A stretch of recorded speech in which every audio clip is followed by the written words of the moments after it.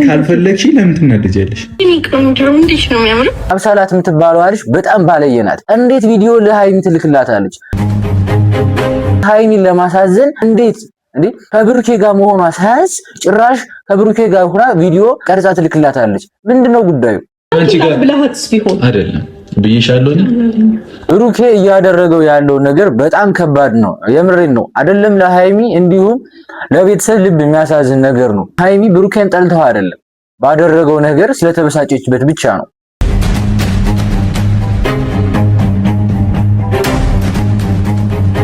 እንዴ ምንድነው? ይሄኔ ቆንጆ እንዴት ነው የሚያምረው! ይሄኔ መሰለ ልጅ ላይ እኮ ነው ሞድ ያዘችው። ሃይሚ ከቤት አባራሽኝ፣ እሷ ደግሞ ፈልገኝ እኔ ፈልጋለሁ ነው ብለኝ እሷ ደግሞ ለምን ጠርተሽ ትናገረኛለሽ? ያ የኔ ህይወት ነው አይደል? ስለምወድና ስለተሰማኝ ስተትን አድርግ አብሳላጋሽ አዲስ ወይ ጀመርኩኝ አይደል? ስተት ላይ ስተት አጨምር የቻልኩትን ሁሉ ጣርኩኝ።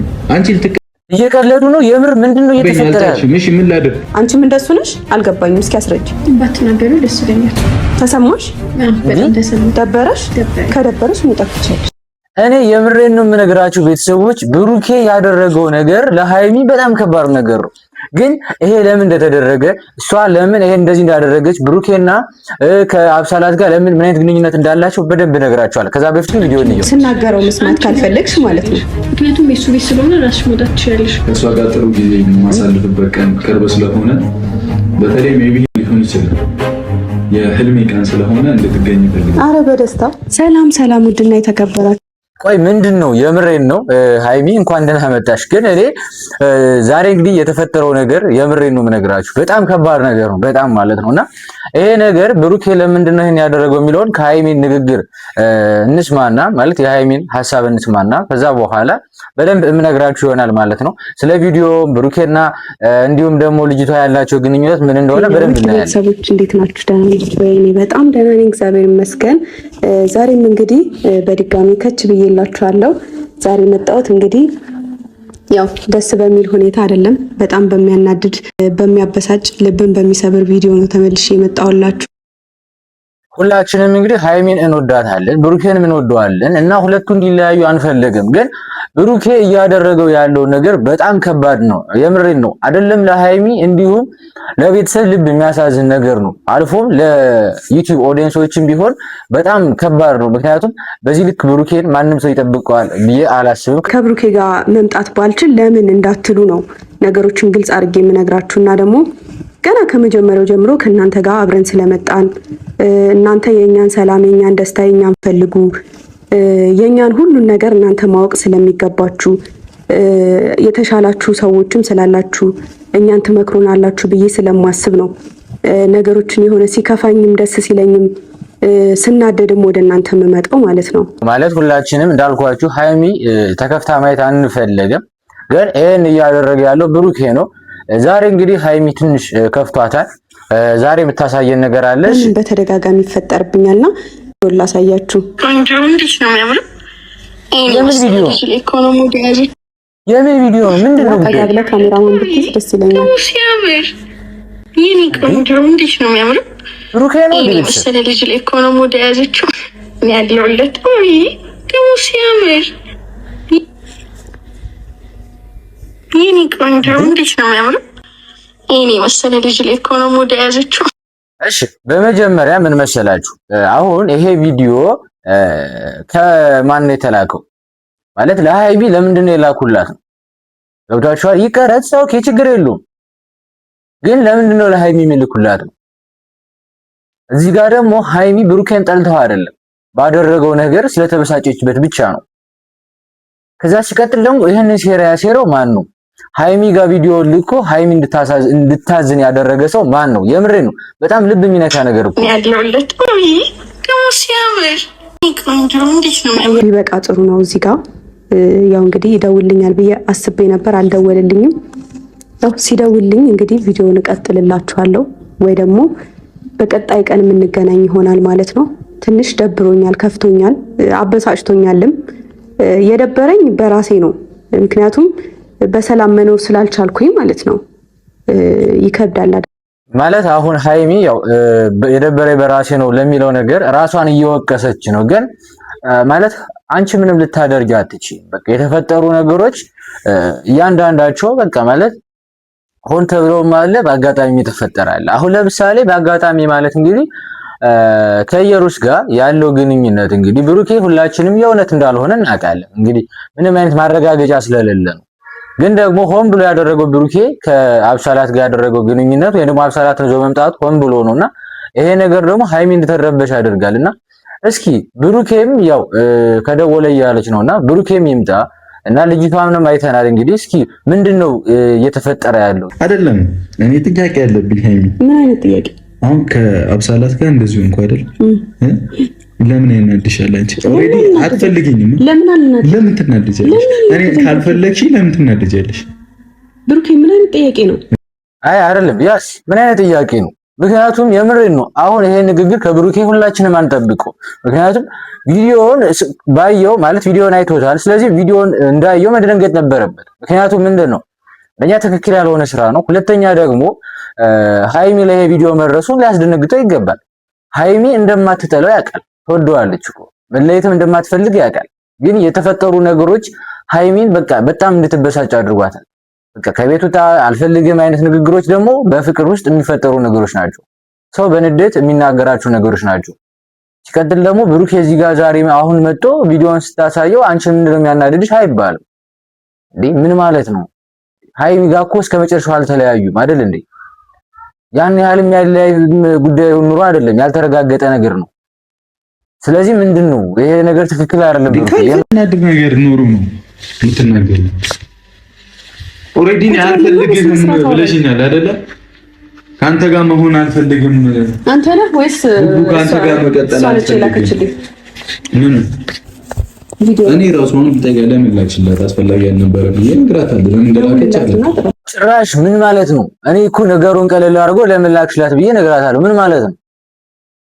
በዚህ ጉዳይ እኮ እሱ መቆጣት ነው ያለበት እሷን እንጂ ወይ ደግሞ የሆነ በቃ ለሱ ኖርማል ነገር እኮ አይደለም። ተኝቶ እኮ ነው ቪዲዮ ያያዘችው። ግዴታ እኮ ልብስ ማውለቅ አይጠበቅበትም አይደል እንዴ? ሲቀጥል ደግሞ ሃይሚን ተወቃሽ የሚያደርገው ለምንድን ነው?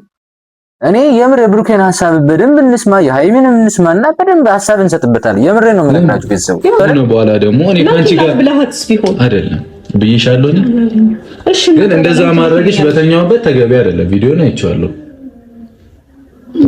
አንቺ የራስሽ ፐርፐስ ካለሽ አዱን ነው። ግን ደግሞ ምንድነው አይ የምርን እኮ ነው የምነግራችሁ። ብሩኬ ግን ማለት አሁን ላይ ጤነኛ ነው ማለት የሚናገራቸው ንግግሮች ትክክል ናቸው ማለት አስቦበት ነው ወይስ ሳያስብበት ነው ካፉ የሚወጡ ቃላቶቹ?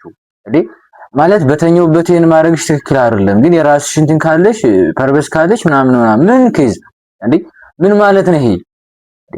መላክሽ ትክክል አይደለም።